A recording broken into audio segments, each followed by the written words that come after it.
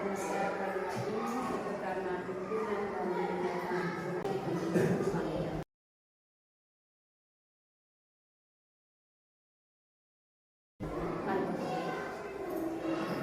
dan selamat pagi untuk kita semua.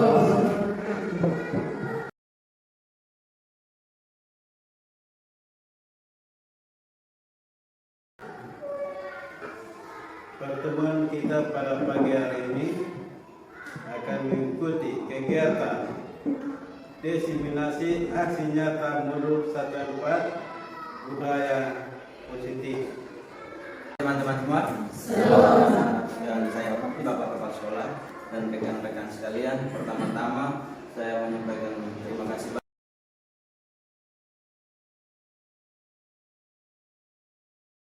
banyak atas dukungan dan dorongan serta motivasi yang baik kepada saya sebagai calon guru penggerak yang akan menyampaikan materi tentang budaya positif yang merupakan sajian keseluruhan materi yang sudah kami dapatkan sejak bulan Agustus sampai dengan hari ini. Karena itu ini merupakan kegiatan diseminasi yang disampaikan oleh fasilitator adalah bagaimana imbasnya kami meneruskan materi ini kepada kita semua. Terlebih saya harus mulai dari instansi di mana saya bekerja, yaitu UPTD SD Impres Batu. Baik, makasih teman-teman. Karena itu kita patut bersyukur kegiatan hari ini yang sebenarnya sudah terlaksana pada kemarin, tapi karena kendala teknis hingga bisa baru mulai hari ini. Nah, kegiatan ini akan kita ikuti bersama dengan materi budaya positif. Apa itu budaya positif? Budaya positif mungkin sering teman-teman atau kita semua mendengar kaitannya eratnya dengan budaya. Berarti di bayangan kita tentang sesuatu tradisi atau pola kehidupan sosial yang terjadi di suatu lingkungan yang terkecil di kampung ataupun di wilayah pedesaan dan lain sebagainya. Bahkan dari suku-suku tertentu ada yang namanya budaya. Tetapi kali ini kita akan berfokus seperti apa budaya di sekolah. Karena kalau di kampung ada budaya, di sekolah juga ada budaya. Karena itu ada 7 langkah pembelajaran atau 7 item pembelajaran yang terkait dengan budaya positif ini yang kita pelajari bersama. Yang pertama tentang disiplin positif, dan yang kedua tentang nilai-nilai kebijakan universal. Yang ketiga adalah motivasi perilaku manusia yang disebut dengan 5 kebutuhan dasar. Dan yang keempat adalah konsep disiplin dengan identitas gagal, seperti itu. Kemudian yang kelima teman-teman, keyakinan kelas, posisi kontrol guru dan segitiga restitusi. Ini akan kita lewati bersama dalam kegiatan kita pagi hari ini. Karena itu kita mulai. Yang pertama, disiplin positif. Disiplin pada umumnya kita ketahui bersama bahwa disiplin berarti orang akan dalam bayangannya bahwa dia akan takut mengenai hukuman seperti itu. Itu yang pertama. Yang kedua, kita katakan bahwa kamu harus disiplin. Berarti dalam pikirannya kalau tidak disiplin berarti saya harus tidak disiplin berarti saya akan dapat sanksi seperti itu. Itu yang dinamakan dengan disiplin, Tetapi pada kesempatan pagi hari ini disiplin positif yang dimaksudkan adalah terwujudnya budaya positif yang kita cita-citakan di kelas, pada konsep kecil ataupun yang lebih besarnya adalah di sekolah. Ini yang dimaksudkan dengan budaya positif, yang kita cita-citakan, Kalau cita-cita tentang karir kan Bapak Ibu kita semua sudah tahu. Tetapi budaya positif yang kita cita-citakan, Karena itu sejalan dengan pemikiran yang disampaikan oleh Ki Hajar Dewantara sebagai pahlawan ataupun tokoh nasional pendidikan nasional kita, dia mengatakan bahwa kemampuan seseorang untuk mengontrol diri, dan menguasai diri untuk memilih tindakan yang mengacu pada nilai-nilai yang kita hargai agar tercapai tujuan mulia yang diinginkan. Ya, ini yang disampaikan oleh Ki Hajar Dewantara, merupakan tokoh pendidikan nasional. Karena itu disiplin sendiri merupakan suatu kata, ya, merupakan suatu kata atau terapan yang ketika dihubungkan dengan kata tertib, maka kita akan mengenal ataupun mengetahui satu sikap yang namanya patuh. Ya. Bagaimana orang disiplin? Ya, berarti dia patuh. Ya. Tetapi di sini bukan pada peraturan, tetapi disiplin itu juga disering atau dikaitkan dengan hukuman. Padahal itu sungguh berbeda. Karena kita belajar tentang disiplin positif tidak harus kita memberi hukuman seperti itu yang dimaksud. Tetapi justru itu adalah salah satu alternatif terakhir. Dia bilang bahwa hukuman itu alternatif terakhir. Dalam pengalaman kita mengajarkan kepada murid-murid, kita mengajar murid-murid, kita sering terapkan yang namanya hukuman, ya. Itu dikatakan bahwa itu alternatif terakhir. Lalu apa yang pertama? Ya, tujuan sebagai pendidik adalah menciptakan anak-anak memiliki disiplin diri sehingga mereka bisa berperilaku dengan mengacu pada nilai-nilai kebijakan universal, ya, dan memiliki motivasi intrinsik. Motivasi intrinsik yang dimaksudkan adalah dia ingin menjadi disiplin bukan karena takut terhadap aturan atau terhadap hukuman itu, tetapi dari diri sendiri, ya. Itu yang dinamakan dengan motivasi intrinsik. Artinya apa?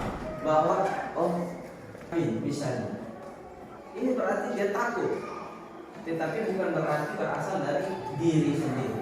Karena ini yang kita sering jumpai di kelas-kelas atau di sekolah kita masing-masing. Ya. Yang berikut adalah karena adanya hukuman dia tidak nyaman. Ya. Bisa saja dia mengelakkan banyak tugas dan tanggung jawabnya karena ketidaknyamanan itu hanya karena dia ingin supaya dia menjadi siswa yang disiplin tadi. Ya. Jadi bukan berarti berasal dari motivasi intrinsik tadi. Ya. Nah, nilai-nilai kebijakan adalah nilai-nilai kebajikan adalah nilai-nilai yang disepakati bersama, Bapak Ibu. Dan yang disepakati bersama itu artinya yang dibuat oleh guru. Nanti slide berikut kita akan belajar bersama. Dibuat oleh guru dan murid. Terkadang yang kita jumpai adalah di depan halaman, di depan tembok-tembok sekolah ataupun di mari ditulis jangan ini, jangan itu, jangan ini dan lain sebagainya. Dan begitu. Ini adalah membuat siswa menjadi takut. Ya. Oh, saya harus bersepatu hitam karena ada aturannya jangan menggunakan sepatu berwarna di sekolah. Bisa ini contoh kasus. Ya. Berbeda dengan kita mengajak dia, ya, lebih detailnya nanti di slide berikut. Berbeda kita mengajak dia bahwa kamu mau seperti apa, ya. Di sekolah ini kita mau seperti apa untuk menjadi tertib dan kelihatan berpakaian rapi seperti apa. Oh, satu Pak, kita harus berseragam merah putih. Oke, anak-anak yang sepakat kita tulis juga tempel di sini. Karena dia yang sepakat. Yang kedua apa? Tidak boleh mengecat rambut misalnya. Karena ini dia yang sepakat. Nanti kita akan bahas detail setelah ini. Oke, nilai-nilai kebijakan universal yang dimaksudkan ini adalah ada banyak sekali. Di antaranya dari cara-cara itu dia melahirkan perbuatan yang namanya mensyukuri apa yang menjadi keyakinan dia. Kita di sini pada umumnya adalah gelar belakang sebagai agama Kristen. Artinya bersyukur atas segala sesuatu penciptaan yang kita alami dalam hidup ini. Ya, tetapi dia banyak item sekali. Di sini saya hanya merangkum beberapa di antaranya beriman, bertakwa, berakhlak dan meyakini, ya, pada poin ini. Lalu yang berikut adalah mandiri, ya. Mandiri itu artinya apa? Dia bisa berpikir sendiri, dia bisa bekerja sendiri sesuai dengan apa yang dia inginkan, ya. Bernalar kritis, berbinekaan, ya. Berbinekaan global, bergotong royong, ya. Memiliki integritas, ya. Memiliki rasa hormat, toleransi, menghargai, ya, keingintahuan, empati, antusias ataupun dalam persahabatan. Jadi masih banyak sekali yang tidak tertulis di sini. Ini merupakan nilai-nilai yang kesemuanya itu sebagai pendidik harus lahir sendiri dari diri anak itu sendiri, baru kita mengkategorikan begitu. Kalau pada pembelajaran atau metode kurikulum sebelumnya dia sudah menyiapkan ini, baru kita mengembangkan, kan begitu ya, Bapak Ibu ya. Tetapi kalau pada ini era sekarang yang nanti muaranya adalah implementasi kurikulum merdeka, ini yang perlu kita gali dari dalam diri perilaku manusia. Ada seseorang yang namanya Dian Gosen, ya, dia mengatakan bahwa seorang ahli mengatakan bahwa motivasi merupakan dorongan yang timbul dari dalam diri seseorang, baik secara sadar maupun tidak sadar, untuk melakukan sesuatu. Itu yang sebenarnya. Jadi motivasi itu bukan berarti tadi di dalam pembukaan bahwa kita mendengar bahwa kita saling menjadi motivasi satu sama yang lain. Tetapi sesungguhnya adalah harus dari dalam dorongan yang ada di dalam diri sendiri, hanya memantau ataupun memperhatikan. Nah, motivasi perilaku ini ada untuk menghindari ketidaknyamanan atau hukuman. Orang termotivasi karena dia takut tadi yang hukuman tadi, dengan aturan-aturan yang kita dengar tadi. Di sekolah jangan ini, jangan itu dan lain sebagainya. Jadi dia termotivasi karena dia takut hukuman itu tadi. Ya. Yang kedua, ya, sedangkan yang dikatakan tadi Dian tadi bahwa ini merupakan titik terendah dari motivasi perilaku manusia. Jadi semua kita memiliki motivasi, tetapi kalau kita termotivasi hanya takut hukuman, ya, maka itu adalah bagian yang sesungguhnya belum sampai pada motivasi yang sebenarnya. Tapi motivasi kita adalah untuk menjadi menjauhkan diri dari disiplin diri seperti itu. Jadi kita hanya ingin supaya kita tidak kena tegur, kita tidak kena hukuman, ya, dan lain sebagainya, maka kita termotivasi. Nah, yang kedua, untuk melakukan disiplin sehingga dia dikategorikan pegawai teladan, sehingga di akhir bulan dia mendapatkan reward atau penghargaan. Nah, ini motivasi seperti itu. Ada orang yang termotivasi untuk mendapat penghargaan itu, atau lebih kasar dan sederhananya adalah saya rajin supaya saya mendapat pujian dari seorang pimpinan. Begitu.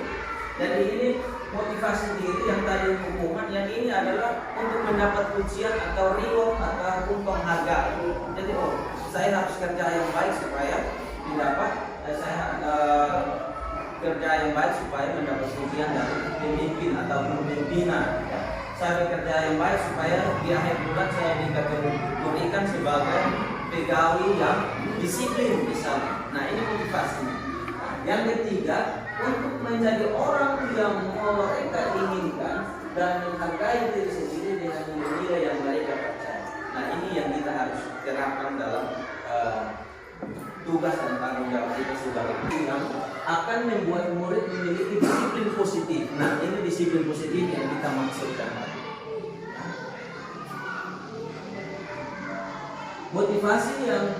Motivasi positif yang dimaksud adalah yang perilakunya bersifat internal bukan eksternal. Tadi intrinsik ya. Jadi motivasi yang bersifat internal. Tanpa bayang-bayang ada penghargaan, tanpa bayang-bayang ada hukuman, tanpa bayang-bayang ada reward dan lain sebagainya. Baik, next. Nah, yang berikut konsep disiplin dengan identitas gagal. Buatnya murid akan menyembunyikan kesalahannya.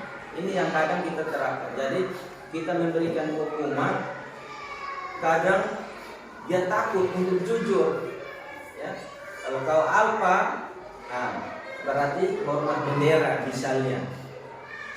Benar-benar dia alfa, bukan sakit, tetapi karena dia takut untuk menyampaikan ini karena hukuman tadi untuk hormat bendera, maka pasti saja dia bilang saya sakit.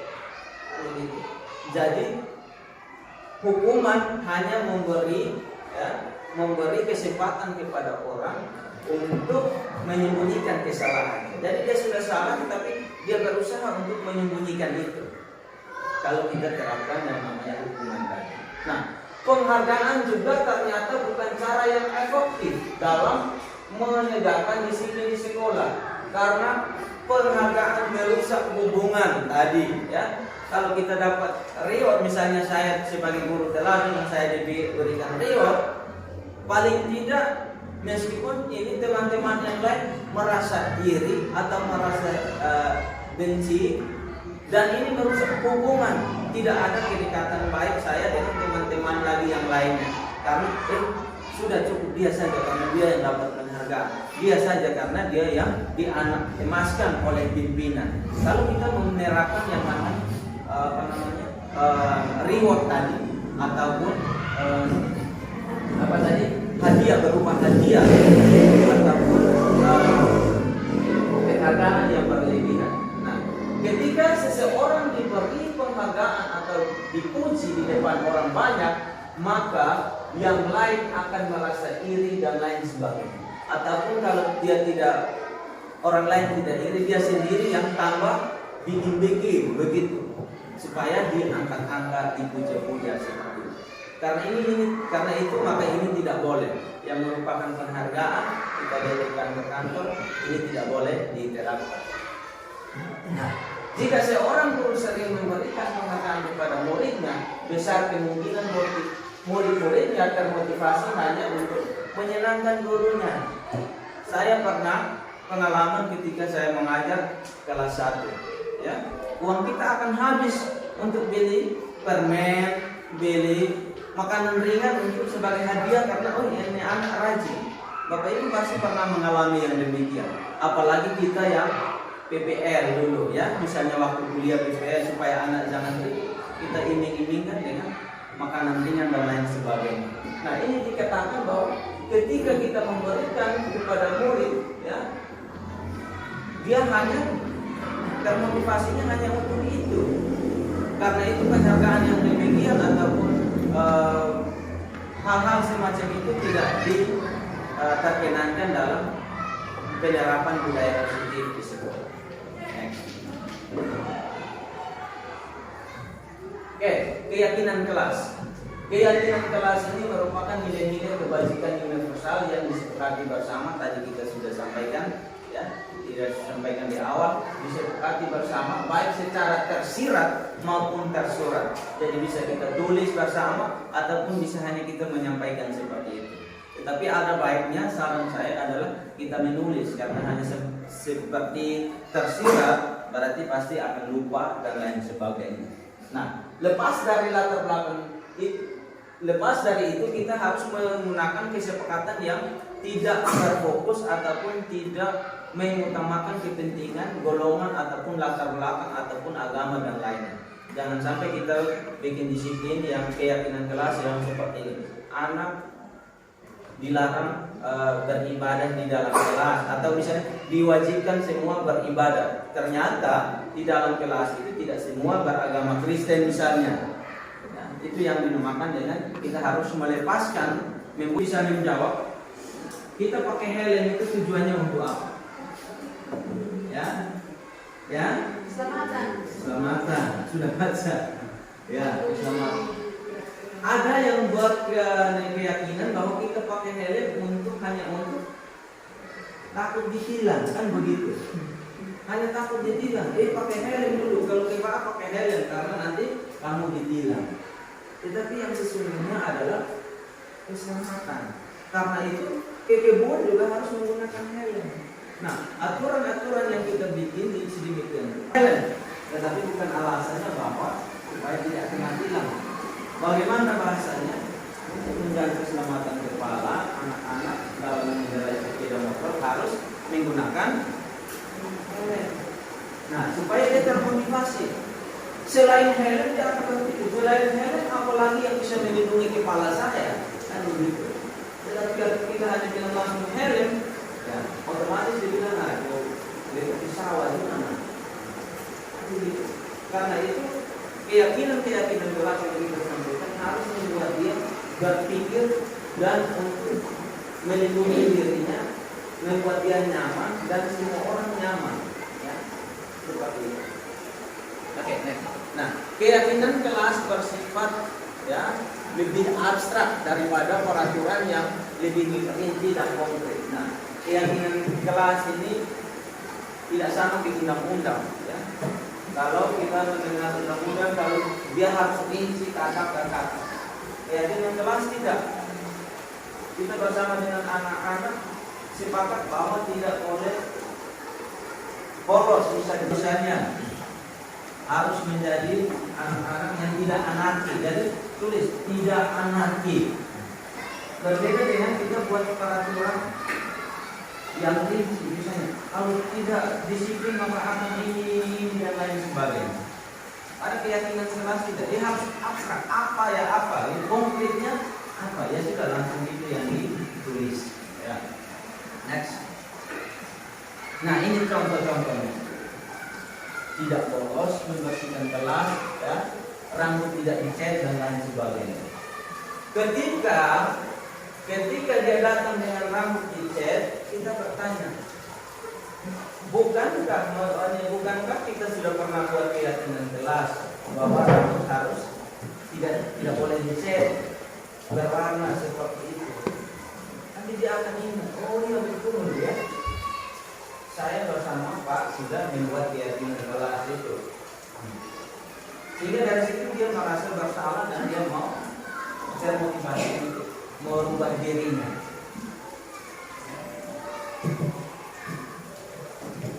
Oke, ya ini hanya contoh-contoh bagian-bagian. Jadi ini Pak Ibu bisa bikin di kelas masing-masing. Asalkan kuncinya adalah bersama dengan anak-anak untuk melakukan ini. Ya, tidak hanya dari guru sendiri, tetapi melibatkan anak. Sehingga ketika dia melanggar, kita akan bawa dia untuk baca kembali apa yang dia tulis.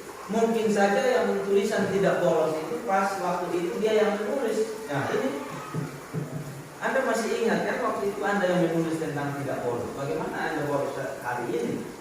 Ya. Atau bagaimana Anda bolos kemarin kalau waktu awalnya kamu sendiri yang menulis bahwa tidak bolos. Atau yang berikut ya mengikuti upacara bendera misalnya dia tidak ikuti. Ya. Pas kebetulan dia yang tidak yang disebut dengan posisi kontrol guru.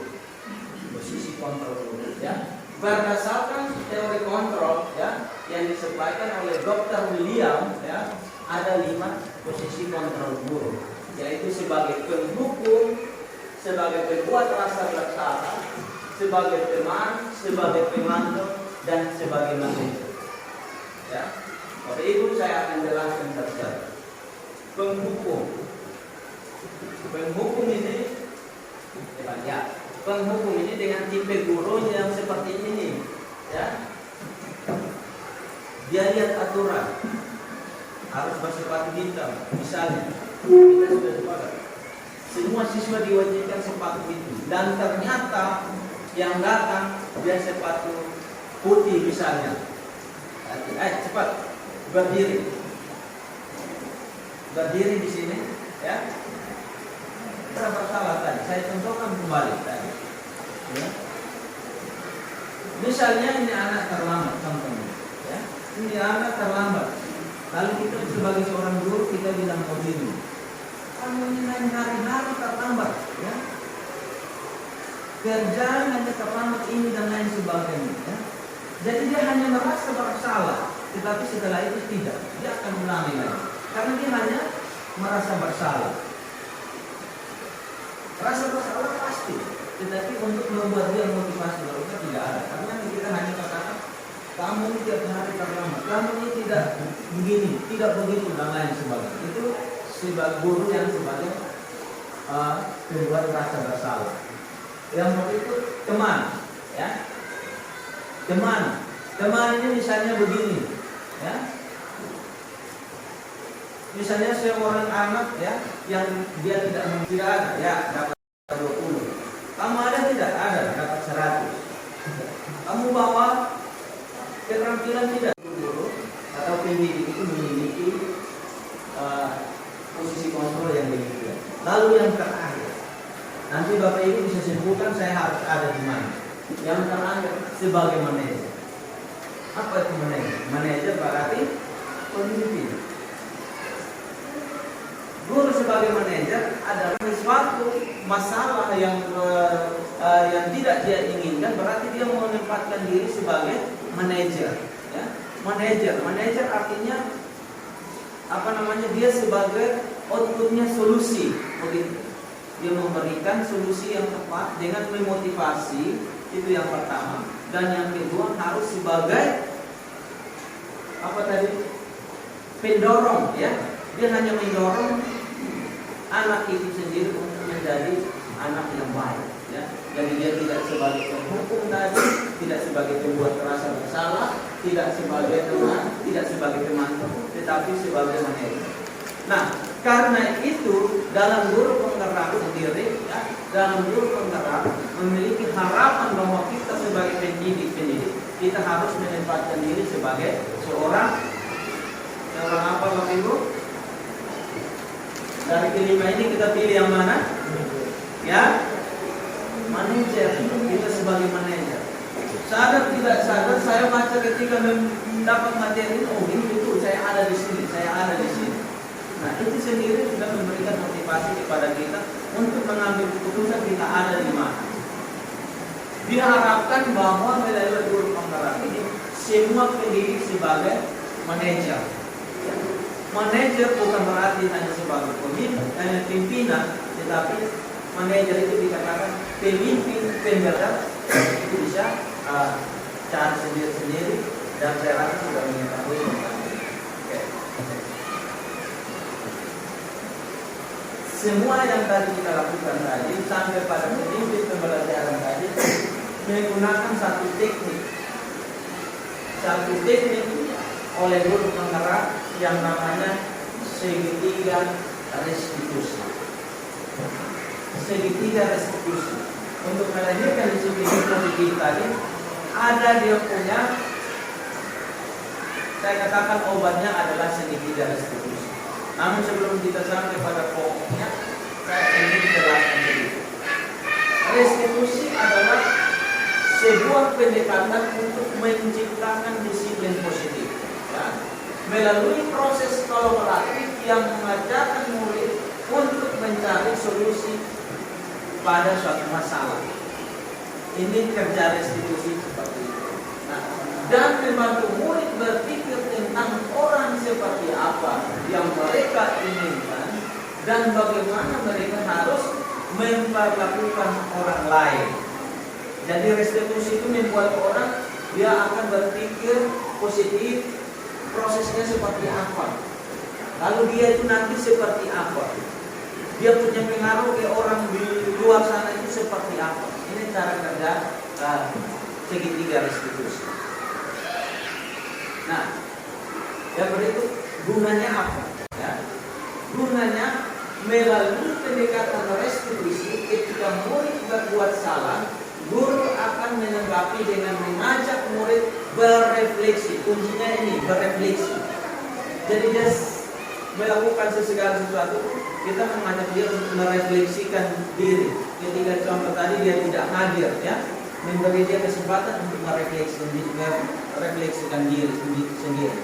Ya. Nah, sehingga mereka menjadi pribadi yang lebih baik dan menghargai dirinya. Beda kan hukuman yang kita berikan dengan dia sendiri yang merenungkan kesalahannya. Kan begitu. Berarti dia menghargai dirinya.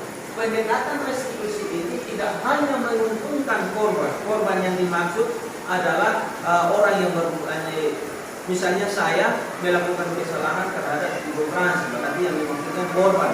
Nah, bukan hanya menguntungkan korban, tetapi juga menguntungkan orang yang telah berbuat salah. Jadi ada persoalan, berarti dalam penyelesaiannya saya mendapat refleksi diri dan yang saya lakukan itu adalah saya melakukan kesalahan terhadap orang lain itu juga merefleksi dirinya sendiri. Nah, ini yang diharapkan oleh segitiga restitusi. Tujuannya adalah memberi peluang yang luar biasa bagi murid untuk bertumbuhnya karakter ketika mereka melakukan pengumuman. Nah, dampaknya apa? Tadi kita sudah belajar apa itu, kemudian kegunaan dan lain sebagainya. Dan yang ini adalah dampak, efeknya. Efeknya adalah apa? Restitusi memberi fokus pada karakter, ya. Jadi dia fokus pada hanya karakter saja. Nah, dalam proses restitusi diri, maka murid akan menyadari dia sedang menjadi orang seperti apa. Dari refleksi itu dia berpikir, saya ini seperti orang seperti apa. Orang bilang kita pukul tapi tidak pakai kayu. Kalau kita artikan dalam bahasa segitiga restitusi seperti itu. Dari pihaknya dia bagaimana? Ya. Nah, ini ada contoh kalimatnya, Bapak Ibu. Ya.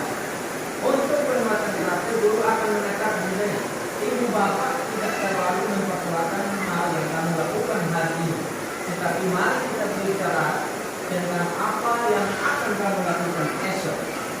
Sederhananya seperti ini. Misalnya anak dia terlambat, ya.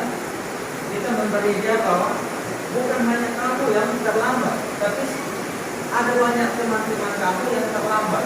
Hanya sekarang kamu berpikir, apakah dengan terlambat terus kamu bisa? Harapan guru adalah kamu bisa melakukan sesuatu yang lebih baik lagi, bukan hanya sekedar Pak saya terlambat, saya mohon maaf, saya terlambat. Ya, semua orang bisa menyampaikan kata maaf, tetapi harapan Bapak adalah kamu bisa melakukan yang lebih baik lagi. Nah, ini memberikan dia untuk berpikir. Ya, dia harus berpikir. Oke. Nah, segitiga restitusi, ya. Ciri-cirinya adalah bukan untuk menebus kesalahan. Jadi bukan kita menggunakan ini untuk menebus satu kesalahan, dibayar ya sudah selesai tidak. Ya, tetapi untuk belajar dari kesalahan. Ya, bukan menebus kesalahan tapi belajar dari kesalahan. Kemudian restitusi memperbaiki hubungan, bukan untuk meringankan hubungan.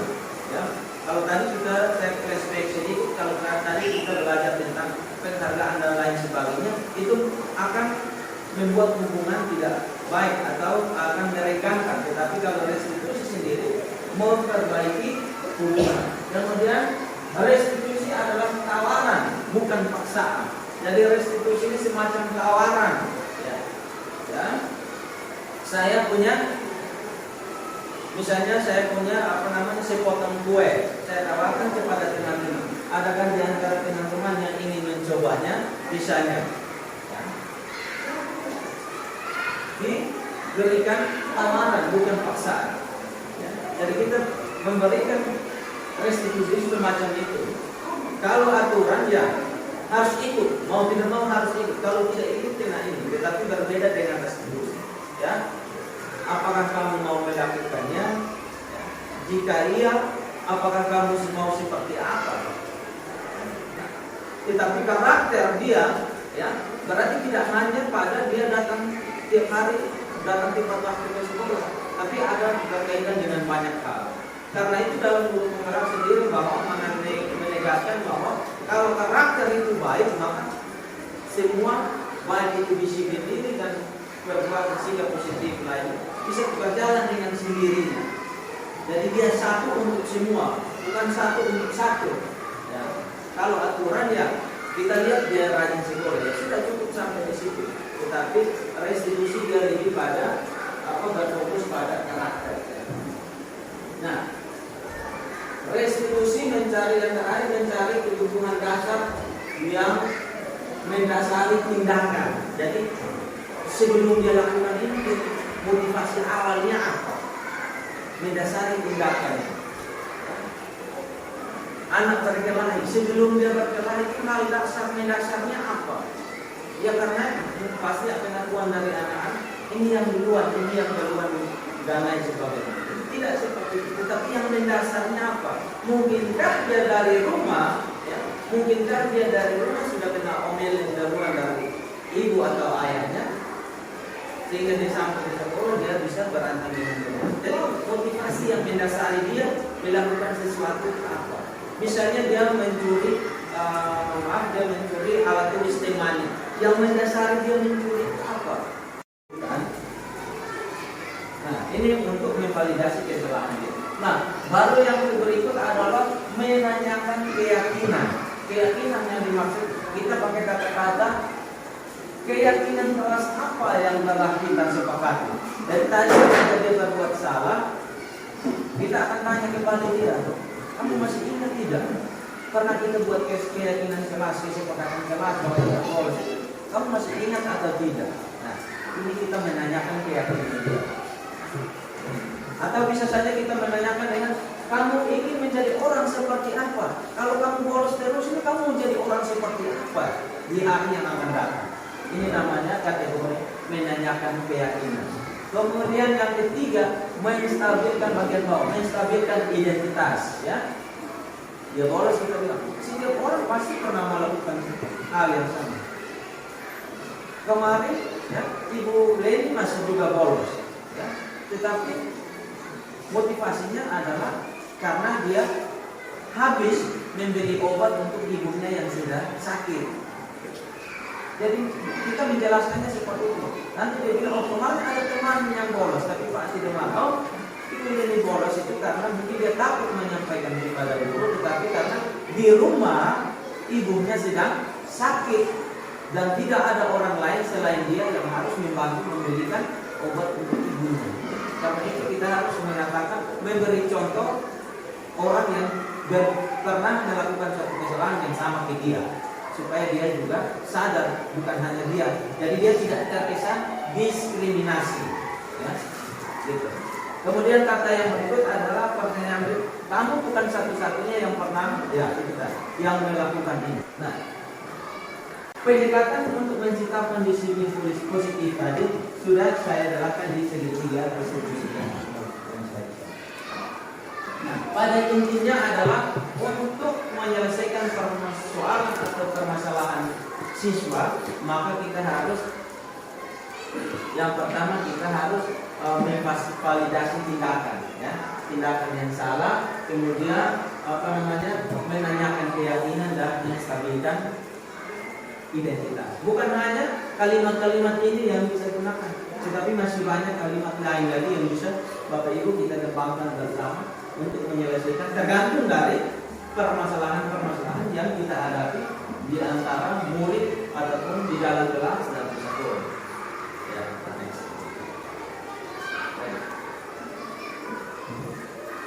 Oke, mungkin sampai di sini kita ke akhir, ya.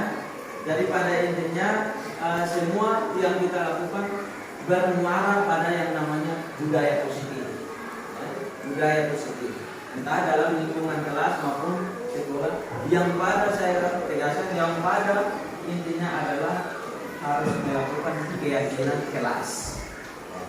Mungkin demikian yang saya sampaikan untuk para materi untuk pagi hari ini. Kurang lebihnya saya mohon maaf dan terima kasih atas partisipasi teman-teman sekalian, dan waktu saya kembalikan ke moderator untuk meneruskan. Ya, tepuk tangan untuk saya.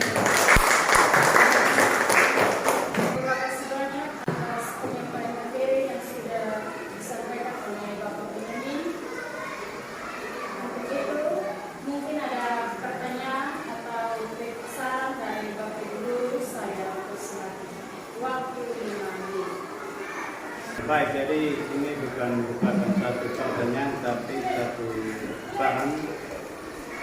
Jadi setelah kita mendengar apa yang disampaikan oleh Bapak Sila sebagai guru penggerak, calon guru penggerak, apa yang kita dengar, apa yang kita saksikan bersama ini merupakan satu hal yang sangat baik yang mana kita dapat lakukan di sekolah kita maupun di kelas kita masing-masing, terutama tentang hal keyakinan kelas.